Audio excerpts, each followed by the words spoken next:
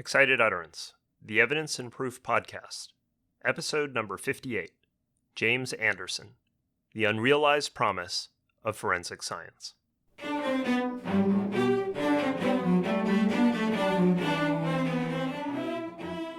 Welcome to Excited Utterance. I'm your host, Ed Cheng from Vanderbilt Law School. Excited Utterance is your podcast for cutting-edge scholarship and developments in the world of evidence. We bring virtual workshops to you throughout the academic year. This week, our guest is James Anderson. James is a senior behavioral scientist and director of the Justice Policy Program and the Institute for Civil Justice at the RAND Corporation. James does research on a wide range of legal topics, including criminal law, torts, insurance, and transportation. He is also on the faculty of the Pardee Rand Graduate School in Santa Monica.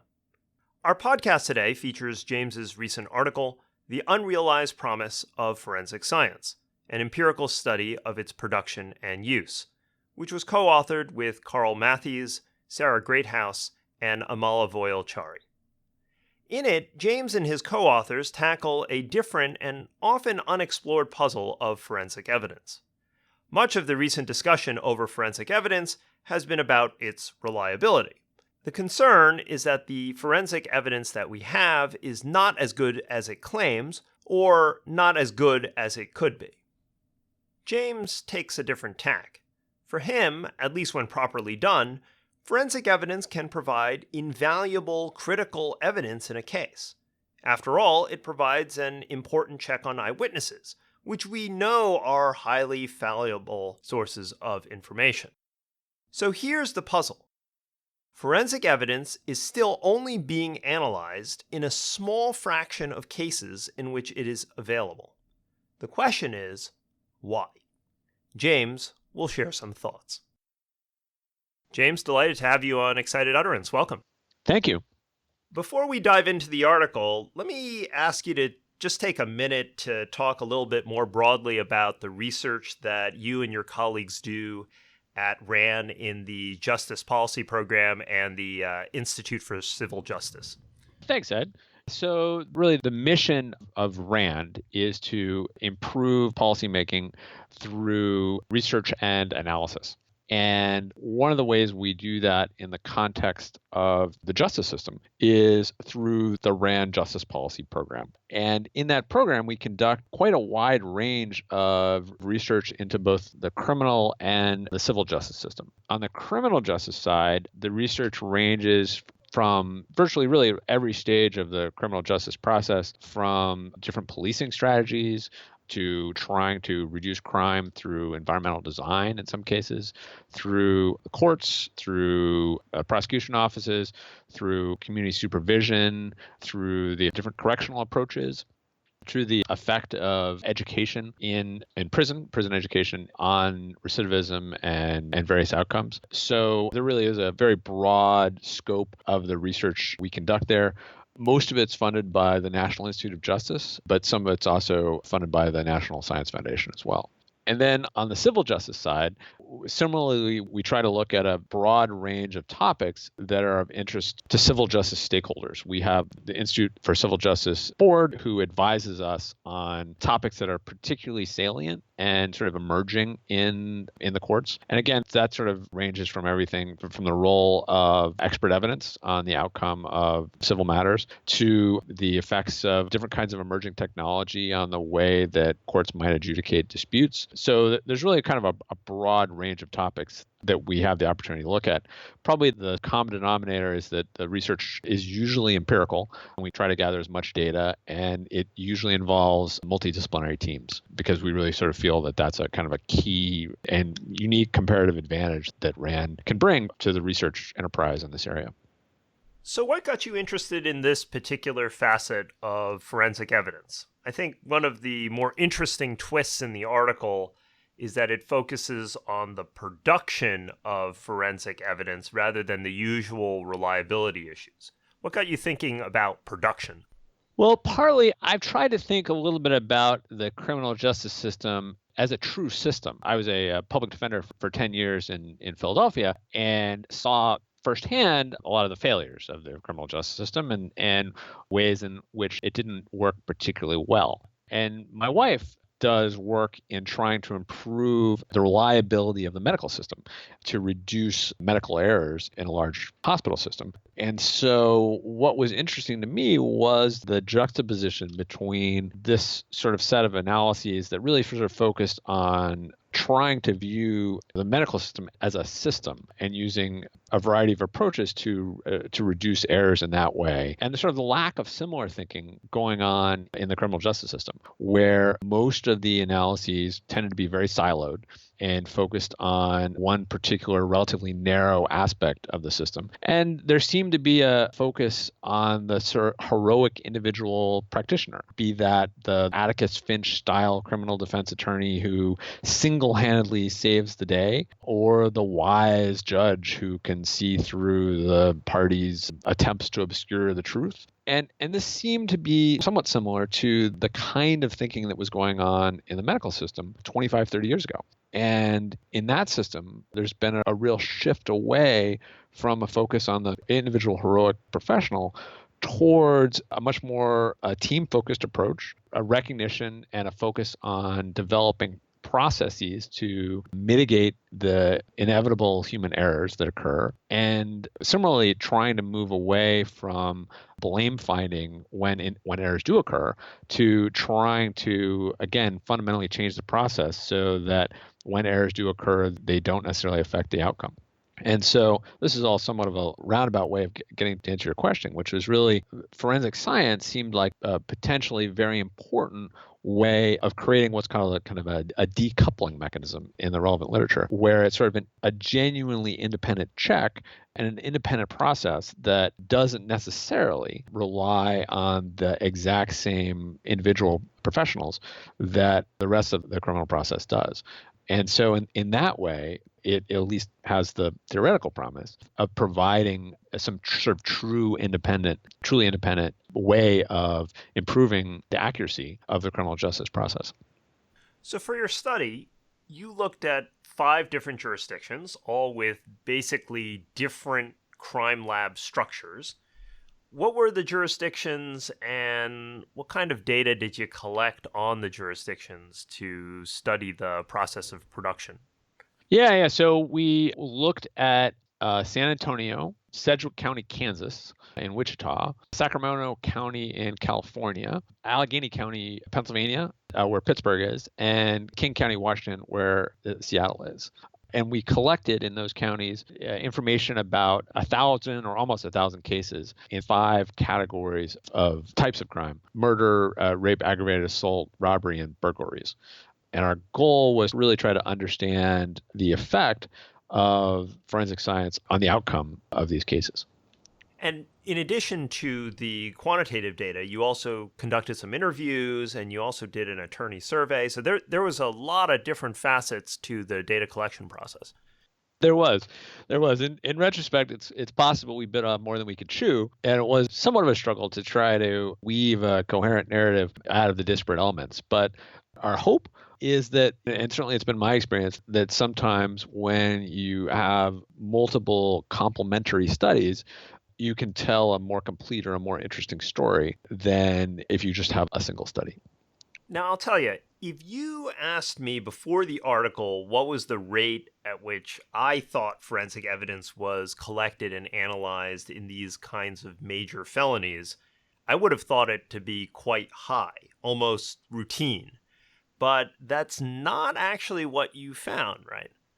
That's correct. It's certainly true that in the murder cases, it was fairly routine that there was at least an effort to collect evidence and analyze it. But although even that actually depended quite a bit on the jurisdiction. But in the other types of crimes, it was much less common. And again, there was also sort of substantial variations by particular jurisdiction, which surprised us. Why do you think that is? Is it simply a matter of cost or the capacity of the particular crime lab? Is it psychological in the sense that detectives are stuck in old ways, or they might be worried that the forensic evidence might complicate the case? Is it a bit of both? Yeah, that's a good question. And we don't necessarily have a great explanation for that. I mean, one of the things that I'm always surprised by is the sheer heterogeneity of what we call the American criminal justice system. With something like more than 15,000 police agencies, there's just an incredibly wide range of practices and habits and beliefs about how you put together a case, how you investigate it, what you do. And I think this is potentially a good example of that kind of heterogeneity. So you're talking about heterogeneity. Tell us a little bit more about when this kind of analysis is in fact being done and when is it not? And are there certain types of forensic evidence that are, for lack of a better term, more popular? They are more frequently done than others. Yeah. So it certainly depended quite a bit on the particular jurisdiction. And just to give you some sort of examples of that, for example, in Sacramento, evidence was collected about 96% of the time in homicide cases, whereas in burglary cases, it was collected by about 30% of the time. And actually analyzed in burglary cases less than 0.5% of the time. Even in robbery cases, it was collected about 55% of the time, but only analyzed in about 3.5% of the time. It's difficult to kind of convey the numbers in a table. I'll refer you to people who are interested in table 4 in the paper, but they really varied quite widely. And one of the interesting things that came out of the interviews was that going in, I had I guess in retrospect, somewhat of a naive perspective that much of the evidence and the analysis would have been conducted maybe even pre-arrest, but certainly relatively early in the criminal justice process. And what we discovered was that what often occurred was that the forensic analysis was at least sometimes conducted only after a trial was scheduled. And the primary concern seemed not so much to make sure that the criminal justice process was reliable, but to address juror concerns or perceived juror concerns. And the concern on the prosecution side was often that, well, jurors have come to expect forensic evidence, and we want to make sure that we can say that we conducted those analyses rather than any sort of independent probative value that the forensic analyses would provide. So that was somewhat of a surprise and in some ways complicated the analysis because it introduced a potential reverse causality. And that what was going on is that the strength of the underlying or the perceived importance of the underlying case was causing the forensic analyses to occur as opposed to the strength of the forensic analysis causing the case to go to trial or be prosecuted. This finding is somewhat troubling to me because for two reasons. One is that if you don't collect it, then you can't analyze it. So what you're suggesting is that the analysis often occurs later, but of course, sometimes the evidence is not collected at all. So even if you need the analysis later, you might not have the evidence. The other piece is that it's almost like the cart driving the horse. The forensic analysis is being done for rhetorical, and it's not really rhetorical, but it's really for building a case against a defendant that has already been identified, as opposed to being used for investigative purposes to figure out whether the defendant actually did the crime. I think that's right. And to be fair, it's not really rhetorical and it does go to, I mean, one of the obvious reasons we have trials is to put the prosecution to the test and to ensure that there's sufficient evidence. And so the evidence does get evaluated. And the prosecutors we spoke to were quick to acknowledge times when charges were dropped as a result of forensic evidence being found that was inconsistent with the theory of the case that they had. So it's not that the forensic evidence is not playing a role in the reliability of the criminal justice system at all, but it's playing a sort of a different role than certainly the one that we expected to find when we went into this. Another issue that your study tried to explore was, and goes to your point about causality, whether forensic analysis was correlated with outcomes. Did the forensic analysis drive certain outcomes like arrest or plea bargains or convictions? Broadly speaking, what did you find there? It did, although it depended upon the type of forensic evidence, with DNA evidence in particular being, of course, quite effective. And, or maybe not, I shouldn't say of course, really, but that is a intuitively understandable finding.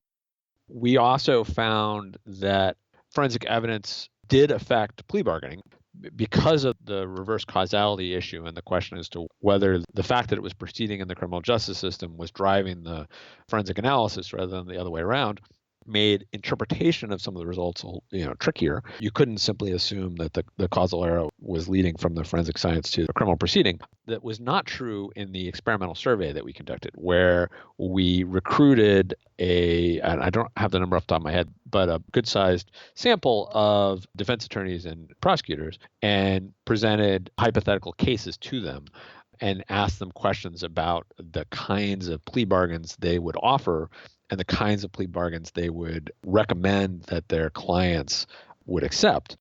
And there we found, consistent with expectations and intuitions, that the stronger the forensic evidence, the consensus plea bargain would lengthen.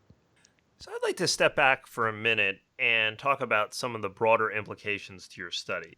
I think it's fair to say that your paper takes a pretty positive view of forensic evidence as this important, more objective supplement to other parts of proof. Is your view that despite its reliability issues, forensics do far more good than harm? I think it has the potential. I don't want to be naive about the reliability issues, and the ways in which many forensic labs are set up makes the true independence of those labs problematic. And there's certainly been no shortage of instances where there's been either shoddy lab work or work that hasn't been truly independent. That said, I think the potential for forensic science to serve as a truly independent check and independent decoupling device, as I mentioned before, means that we should take it seriously and not be so cynical about the potential for it to serve that function that we disregard the hope that it might. One question I had for you was, if there was one context where you'd like to see a greater use of forensic evidence, both collection and analysis, where would that be?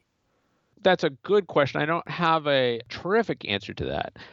I think there is still considerable potential to use forensic evidence earlier in the criminal justice process. One of the problems, though, is, of course, that there is a lot more demand for, and that the reason that the system has evolved the way it did is in part because there's a real shortage of forensic testing facilities. And so in some ways, again, it only makes sense if you can only test pretty limited evidence to save those tests for cases that are going to trial. And so I think it would be helpful to increase forensic testing capacities so that more forensic evidence could be tested. And so it could potentially fulfill this role of being a more independent decoupling mechanism to increase the reliability of the criminal justice process. So for example, DNA testing technology has gotten much less expensive and much less labor intensive just over the last few years. So there's some hope that technology can play a role in trying to increase the productivity of forensic labs. There are also parts of the system that were, for example, most of the labs we dealt with, most of the sample processing was done in a relatively laborious, paper-intensive way. So there weren't necessarily integrated data systems. That's something that, for example, I think there may be a low-hanging fruit in terms of ways of improving the productivity of crime labs to make forensic testing more widely available. Yeah, so the article does talk a bit about how to increase availability. You talked about the information management systems to increase productivity. I think you also talked about the use of fee-based systems or fee-based laboratories to increase clearance rates. And that might have something to do with incentives or something to do with prioritization of different cases.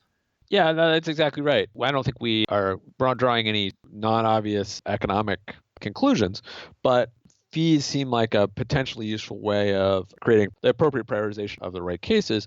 But of course, there's potential downsides with that too, right? I mean, you probably don't want a system where richer police agencies get to do all the forensic analysis they want, whereas potentially smaller and less well-off departments can't afford to do forensic testing.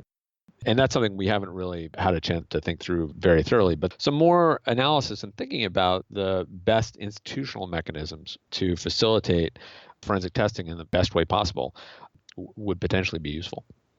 Final question for you. What's next? Are you planning additional research in this area? We're actually doing some, I don't know if I'd call it follow-up work, but somewhat related work on the use of moderate stringency analyses for DNA testing. This is an interesting topic because on the one hand, so this comes up in at least two ways. One, if the police collect either a mixed or degraded sample of DNA, what conclusions can you draw from that? How do you handle that? And what do you do with it? And then the other similar topic or related issue is whether you permit what's been called familial testing, where you have a sample, there's no one in the DNA database that is a direct match for that sample. But if you change the algorithm you're using, you can potentially identify relatives of someone in the DNA database. And on the one hand, this is a potential phenomenal tool to identify suspects that would, for very serious and terrible crimes that would otherwise potentially not be caught. On the other hand, there are concerns about this being a sort of Orwellian genetic surveillance, where particularly African Americans are disproportionately represented in the DNA databases that exist. So there's an equal protection issue as well. So anyways, this is something we're working on now. We have a team member who's in the UK and is going to discuss, and has been conducting interviews there, and is going to discuss the way they've approached this issue, as well as we're looking at a few different states and how they're thinking about it as well. Well, James, thanks for coming to talk about the production of forensic evidence. Great having you on the show. Thanks, Ed. I really appreciate it. What has always attracted me to James's new article is that it takes a different perspective on forensic evidence. Much of everything written on forensic evidence these days focuses on its reliability problems. And while those problems are important and should be addressed, it's easy to forget the promise of forensic evidence. As James describes, that promise is to provide an independent, decoupled source of information, a check in some ways on the rest of the investigative system. There is, of course, the conventional non-forensic path to conviction, consisting of eyewitness accounts, confessions, and the like. But social science has shown us that that conventional path has its perils. Done properly, forensic evidence could provide us with some independent confirmation. But to fulfill its promise, forensic evidence not only has to be reliable, it also has to exist. And James's research shows that our production of forensic evidence is still rather anemic, particularly in the arguably critical pre-arrest or even pre-plea settings. Much of this boils down to economics, and thus I hope that future work will look into some of James's findings that the presence of information systems and fee-based processing improves productivity. Only by making forensic evidence better and cheaper can we hope to capture its promise. I'm delighted to see James and others in the Academy recently taking a more systems-oriented look to criminal justice. I suspect we've only scratched the surface of what that perspective has to offer. Support for Excited Utterance is generously provided by Vanderbilt Law School's Branstetter Litigation and Dispute Resolution Program, as well as the Vanderbilt Institute for Digital Learning. The associate producer is Alex Nunn, and the production editor is Grace DiPietro. Additional production assistance is provided by Aaron Parr-Carranza, and music is provided by the Vanderbilt University Blair School of Music's Children's Cello Choir under the direction of Kirsten Castle-Greer. I'm your host, Ed Chang, and I hope you will join me again next time when we take on another new work in the world of evidence and proof.